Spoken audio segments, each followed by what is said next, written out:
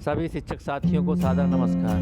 दोस्तों, आज मैं इस वीडियो में बात करूंगा बेसिक शिक्षा विभाग द्वारा संचालित मिशन प्रेरणा कार्यक्रम के अंतर्गत विकसित किए गए 3 हस्त पुस्तिकाओं की ध्यानाकर्षण आधारशिला शिक्षा संग्रह। ध्यानाकर्षण हस्त पुस्तिका का विकास इस उद्देश्य से किया गया है कि शिक्षक उन बच्चों की सीखने में विशेष मदद करें जिन्हें शिक्षकों की सहायता अत्यंत आवश्यक है। दोस्तों, तीनों हस्त पुस्तिकाओं का गहनता पूर्वक अध्ययन करना आवश्यक है, क्योंकि गुणवत्ता प्रकोष्ठ बेसिक शिक्षा उत्तर प्रदेश लखनऊ द्वारा IVRS काल के माध्यम से हस्त पुस्तिकाओं के संबंध में प्रश्न किए जाते हैं। अतः मैं आपसे अनुरोध करूंगा कि आप इन हस्त पुस्तिकाओं को एक बार अवश्य अध्ययन करें। मैं संक्षेप में इन हस्त पुस्तिकाओं के विषय में बताने का प्रयास करूंगा। तो सर्वप्रथम हम चर्चा करेंगे ध्यान आकर्षण हस्त पुस्तिका के विषय में। ध्यान आकर्षण हस्त पुस्तिका को 4 भागों में बांटा गया है। अधिगम आधारित शिक्षण, लर्निंग आउटकम एवं आकलन, कक्षा शिक्षण हेतु रणनीतियाँ एवं तकनीकी, परिशिष्ट। भाग 1 की चर्चा करेंगे दोस्तों। तो ध्यान आकर्षण अधिगम आधारित शिक्षण, उसकी आवश्यकता और उद्देश्य के विषय में जानेंगे। बच्चों में अपेक्षित संप्राप्ति न होने के कारण दोस्तों हम सभी को दृढ़ विश्वास है कि प्रत्येक बच्चा सीख सकता है। बच्चे समाज के भावी नागरिक होते हैं। कोठारी आयोग ने भी कहा है कि भारत के भाग का निर्माण हमारी कक्षाओं में होता है। इसी उद्देश्य की पूर्ति के लिए RTE एक्ट 2009 पास किया गया है। NAS द्वारा शोध में बताया गया कि हमारी कक्षाओं में अध्ययनरत बच्चों की अधिगम संप्राप्ति का स्तर अपेक्षा अनुरूप नहीं है।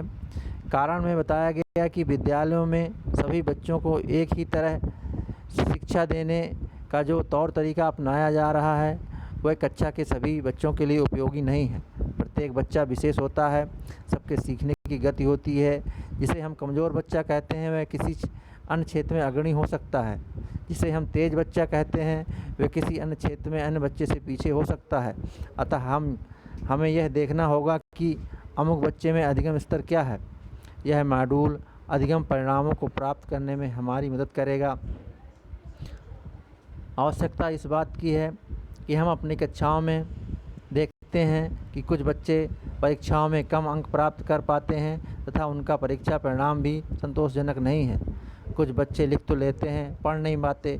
कुछ बोलने में झिझकते हैं, गणित की संक्रियाएं नहीं बता पाते, जबकि उनको अंकों का ज्ञान है। वो जोड़ घटाव नहीं कर पाते, लेकिन वो दुकानों से सामान खरीद के ले आते हैं और बाकायदा हिसाब कर लेते हैं। ऐसे बच्चे अपने आप को पिछड़ा महसूस करने लगते हैं और धीरे धीरे विद्यालय से दूर हो जाते हैं। अतः इन समस्याओं को दूर करने के लिए ध्यान आकर्षण तकनीकियों को अपनाकर गुणवत्तापूर्ण शिक्षा के लक्ष्य को प्राप्त किया जा सकता है। ध्यान आकर्षण शिक्षण के उद्देश्य बच्चों द्वारा कक्षानुरूप अधिगम स्तर प्राप्त न कर पाने के कई कारण हो सकते हैं। पारिवारिक शैक्षिक स्थिति कैसी है, उनकी आर्थिक स्थिति, सामाजिक स्थिति, शिक्षक का व्यवहार कैसा है, शिक्षक द्वारा अपनाई जा रही शिक्षण विधियां कैसी हैं, बाल केंद्रित शिक्षा का प्रयोग न करना आदि उपरोक्त कारणों से बच्चे सीख जाते हैं। ऐसी स्थिति में शिक्षक शिक्षण अधिगम स्तर में कमी को दूर करने के लिए निम्न बिंदुओं पर कार्य करने हेतु योजना बना सकते हैं। लर्निंग आउटकम को लक्ष्य बनाकर शिक्षण कार्य करें। विद्यार्थियों का सतत अवलोकन करते रहें। बच्चों को ध्यानपूर्वक सुनें, उनकी सराहना करें। कठिनाइयों के स्तर को पता लगाकर उसके अनुरूप शिक्षा योजना बनाकर शिक्षण कार्य कर सकते हैं। उपरोक्त बिंदुओं पर विस्तृत चर्चा के लिए हम भाग 2 का अगले वीडियो में अध्ययन करेंगे और उसका संक्षेप में चर्चा करेंगे। आशा करूँगा आपको यह वीडियो अच्छा लगा हो।